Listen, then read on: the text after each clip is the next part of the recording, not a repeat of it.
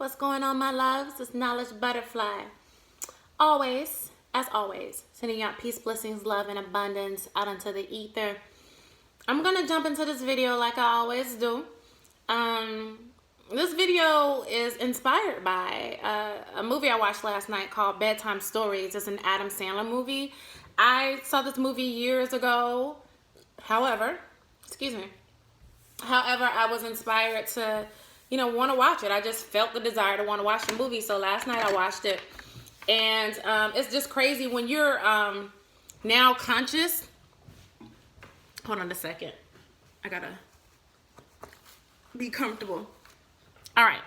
When you're conscious, you have a better understanding of things now. You are able to see past the surface of what they're showing you. So as I was watching this movie, some things started to come out to me, and it also made me inspired, made me want to keep on the track of what I've been talking about, which has been, keeping the momentum of manifesting what you want out of this manifestation realm, and the ways to keep that momentum going, and the ways to keep yourself from getting in the way of making those things happen. All right.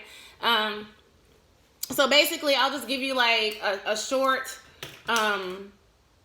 summary of what the movie was about. Like I said, it's an Adam Sandler movie, and in the movie, at the beginning, they show him as a child. In his childhood, he had had a sister, a sibling. I think she was older, and he was the very imaginative one. He was the creative one. He was the one that would.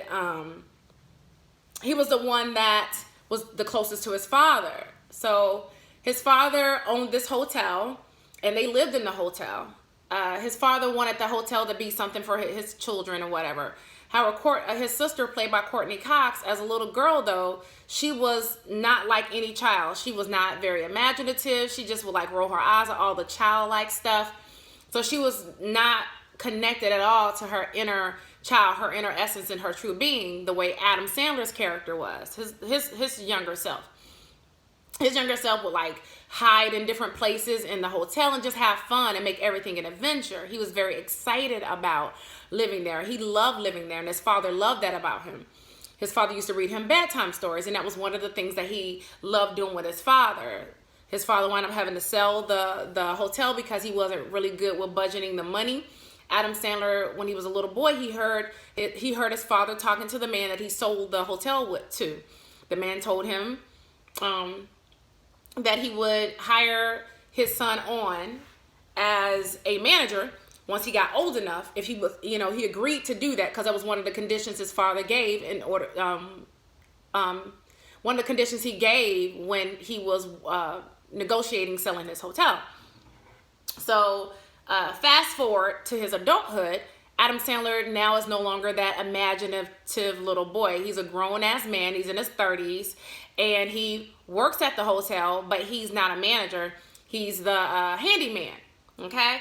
So he basically has this negative perception of life, that nothing in his life ever works out, that, life is, just blah, and, he's not really happy with his life.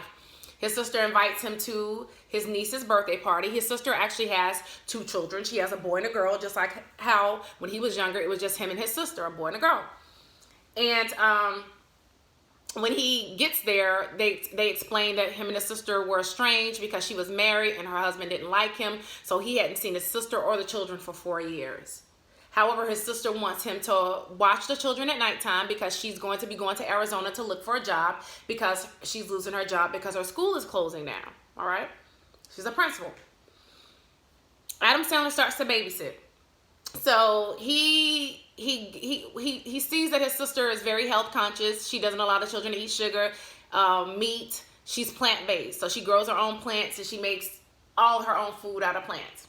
She doesn't have a TV in the house because she doesn't want her children to be programmed by TV. So basically, they're showing how these children have not been tainted by the outside world. That they're closer to their higher self and their inner being. They're showing how pure, quote unquote, pure these children are because they haven't had this programming in their head. Because their mother has isolated them from the outside world as much as she can. So even when Adam Sandler he comes in, he's like, okay, I'm gonna put you to bed, because he sees that they don't have a TV or anything like that. They had some books.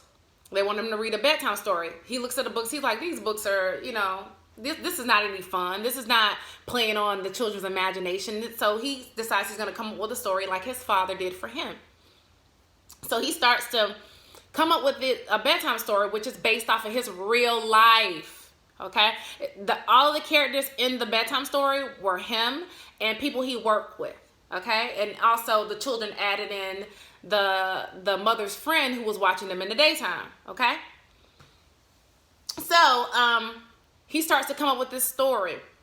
The children decide they're going to add their own little parts to the story as well. All right? The next day, he goes into work and he sees that parts of the story are actually in his real life now. They're in his physical reality, as people like to call it, which I call manifestation realm. They're in his manifestation reality. Okay, his manifestation realm. So he's like, this is crazy. Like, how is this happening? Because even when he was telling the story to the children, he was doubting it. That was his ego. He was doubting it. He's like, oh, I'm saying this, but this could never happen. Even in his bedtime story, he ended it with him being a loser, with him not getting what he wanted. The children, the little girl was the one who was like, that's not fair. He should at least have a chance. Basically, Adam Sandler's character in the bedtime story should at least have a chance to rule the kingdom, should at least have a chance to manage the hotel. Okay? So the next day when he goes into work, guess what? He gets the opportunity to prove that he can manage the hotel based upon the story that he did with the children. So as the movie goes on, he realizes that the reason why the things are actually coming into reality is not because of him, not because of his ego, it's because of the children, which is his higher self, his true self, his innocence, his pure essence. They're the reason why things are coming into reality.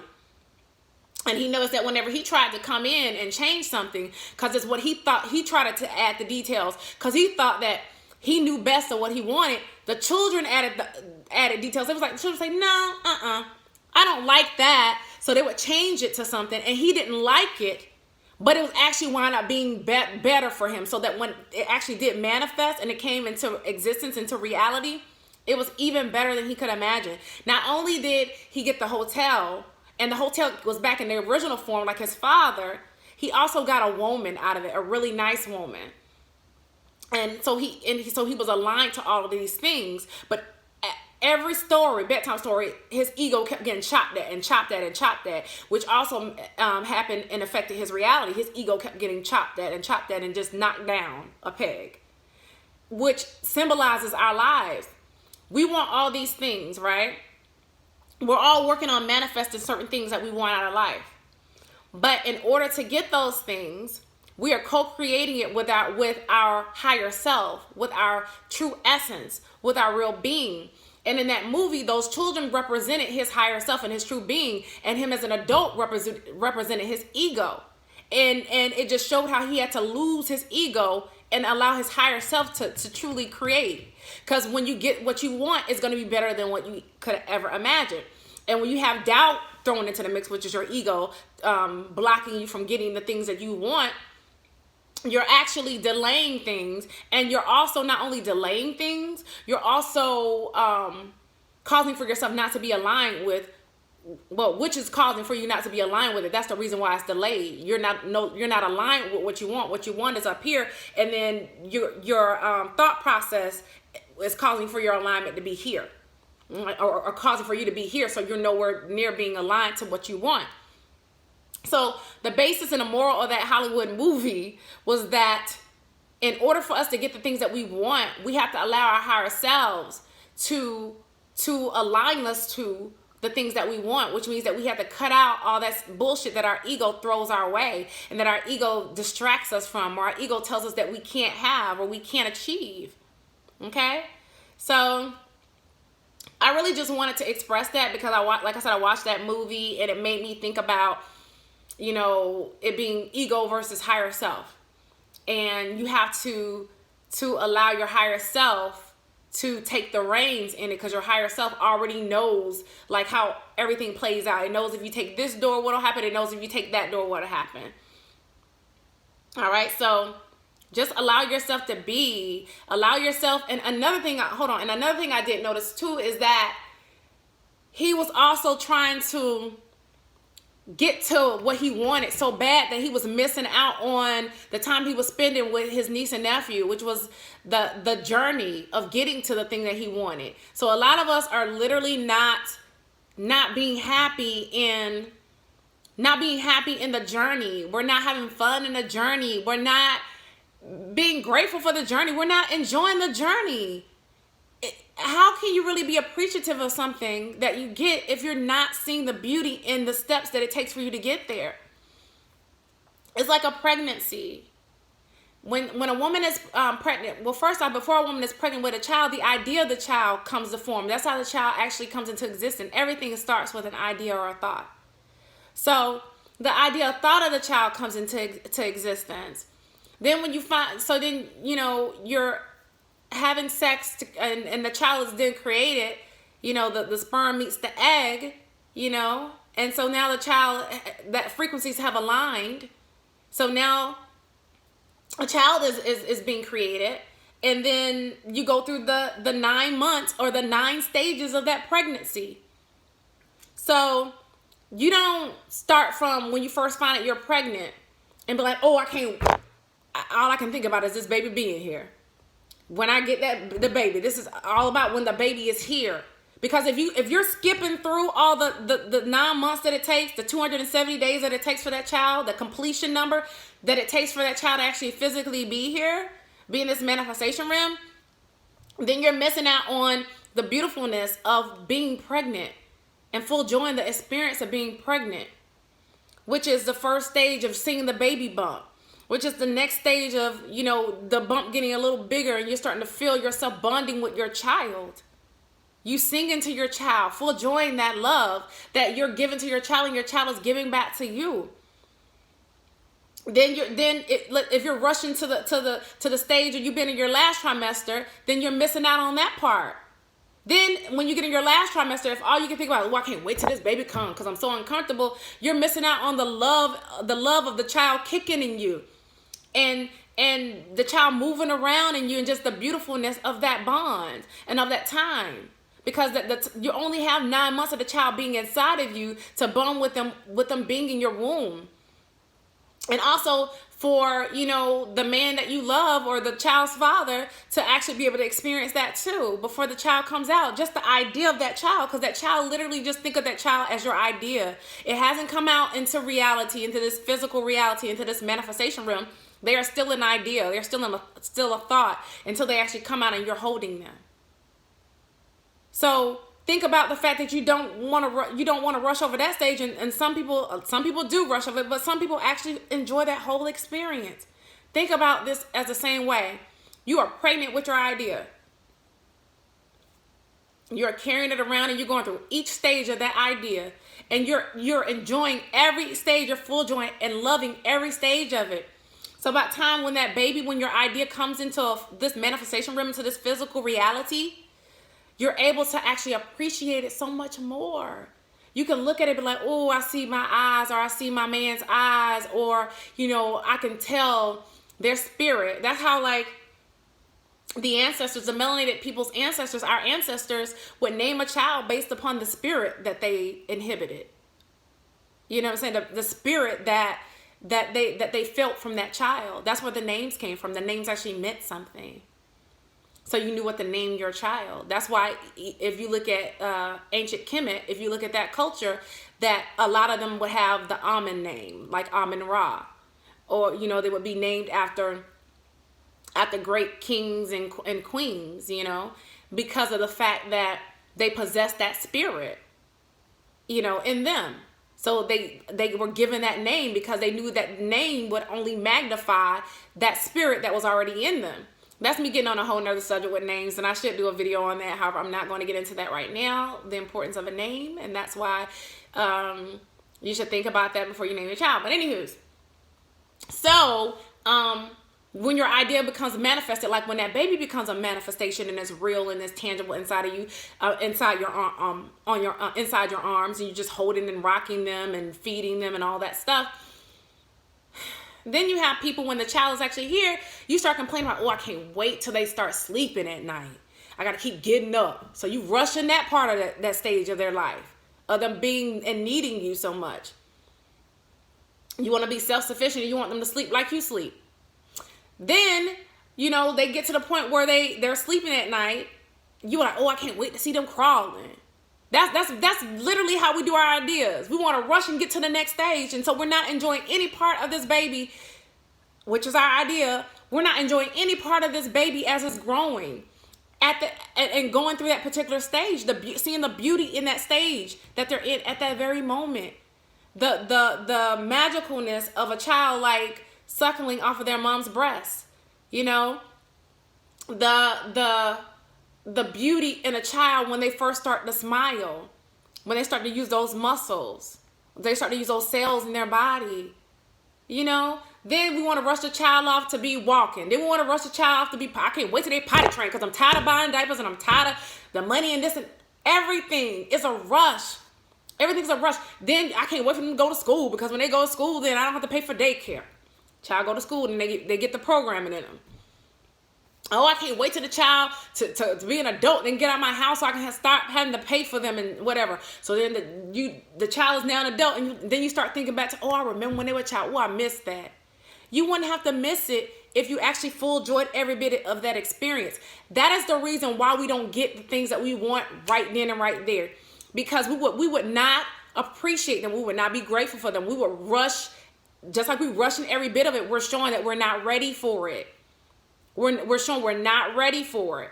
And then on top of that, we adding doubt to things. That's definitely showing you not ready for it. And again, I'm speaking to myself too. This is my higher self speaking to me, telling me to like keep it right there, like that Changing Faces song that R. Kelly wrote. Keep it right there. Like keep it right there. You are aligned where you are for a reason. It's either because, you know, obviously it's some things that you need to work on. It's some things you need to work on in order to elevate your vibration.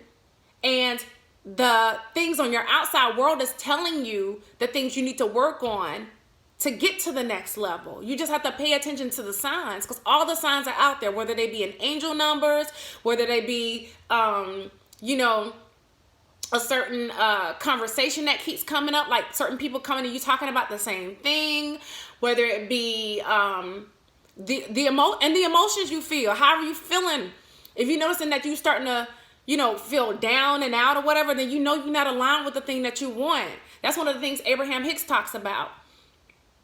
Checking your emotions and seeing where you are and not beating yourself up. It's not to beat yourself up about it and be like, shit, you know, I'm doing this now. You know, I got this emotion, so now I'm actually pushing away my dreams. No, it is to teach you. It's a lesson to it, and as long as you take it as the lesson, and then you start working towards getting yourself to where you want to be, that's what really matters. That's what's really important. You see what I'm saying? So just like you shouldn't rush a pregnancy of a child, of you. Rush your pregnancy, carrying a child, and you shouldn't rush your child's life. Same thing with your idea. Don't rush the manifestation and be like, oh, I want it right now. So if I don't get it right now, then I don't believe it's gonna happen. Like, no.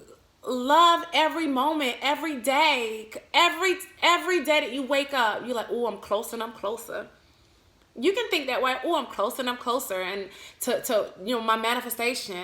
And I'm excited for this day because I'm excited to see what the universe is going to show me today. I'm excited to breathe this air. I'm excited for the sun to shine on me. And even if the sun's not shining on me, I'm excited just to look at the clouds and what the clouds make out. I'm excited to meditate today. I'm excited to cook something for myself today. I'm excited to spend time with the people I love today. I'm excited to, and these are just affirmations. This is retraining your brain.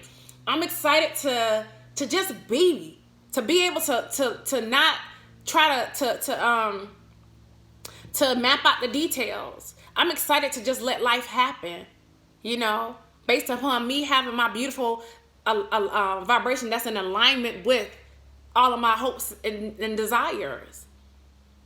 You know, we need to get back to that point, my loves, that we don't look at life like everything is just something you're doing until you get what you have. You should be being that light, being that love, being what you want already. That's how you attract it, by being it. So if you're grateful, you're going to get back gratefulness. You're going to attract people in your life that are very grateful. And all you hear them talking about is how beautiful life is.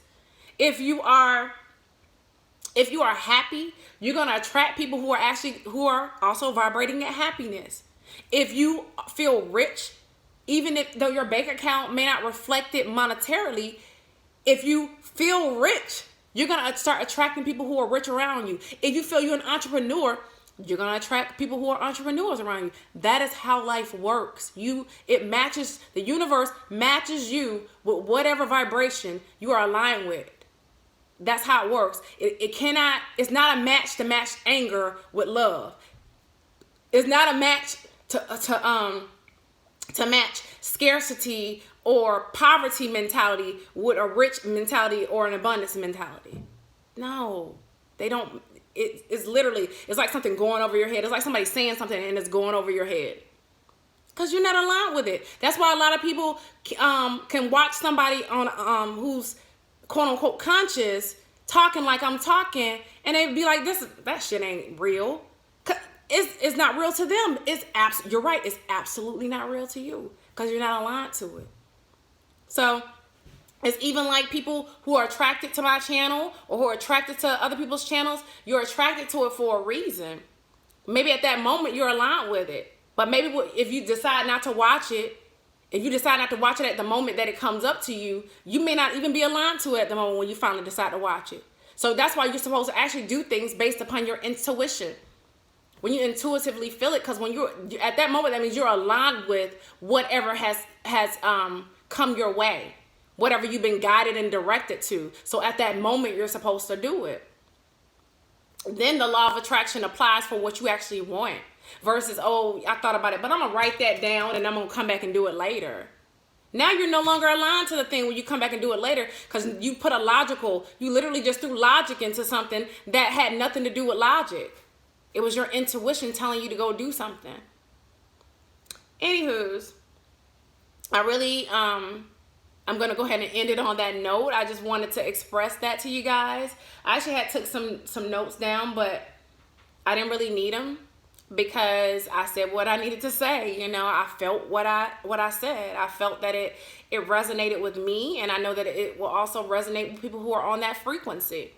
So I definitely love you guys. I really do heart you. I really appreciate you guys from the bottom of my heart for just your love and the energy, because, you know, all of that, I've explained before how all of that is currency. So you guys don't even realize that anytime that you align with my frequency and you like my video, you comment and give me, you know, some positive feedback or just some feedback, whatever, letting me know that you've had certain experiences, or you subscribe to my channel, you check out my Facebook page and my which is Knowledge Butterfly at Empress Frostar, or my Instagram page, Knowledge Butterfly, and you follow me or you like a photo and you're sending me that type of energy and it's genuine out of your heart, you're actually depositing into my account. You're literally depositing into my energy account, which is the true currency, because everything is energy. That means that everything carries a currency. It carries a current with it. So that's really another way that you're actually aligning yourself up with things, when you're doing things out of the pureness of your heart. You don't ever do anything if your heart's not in it. Don't ever do anything if your heart's not in it, because you're actually causing for yourself you're debiting yourself. This is debits and credits. Do you want the credits or the debits, my loves? And, you know, that's really how I look at it, because even when you're giving out of your heart, you're still crediting yourself. That's really how it works. That's a true crediting system. So when you're giving, you're getting credits, and when you're receiving, you're giving credits. Either way, you're crediting yourself. The debits only come into play when you're not doing things genuinely out of your heart, when you're doing things out of obligation, or when you're doing things just because.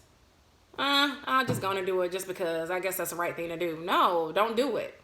And I've talked about this in other videos, and that's a whole nother video, but I'm saying all that to say is, if you really do feel my vibrations and you really feel like you're in alignment with it, you should like the video. You should comment on the video. You should subscribe to my channel. And you should, you know, follow me on my Instagram and my Facebook, because your heart has led you to it.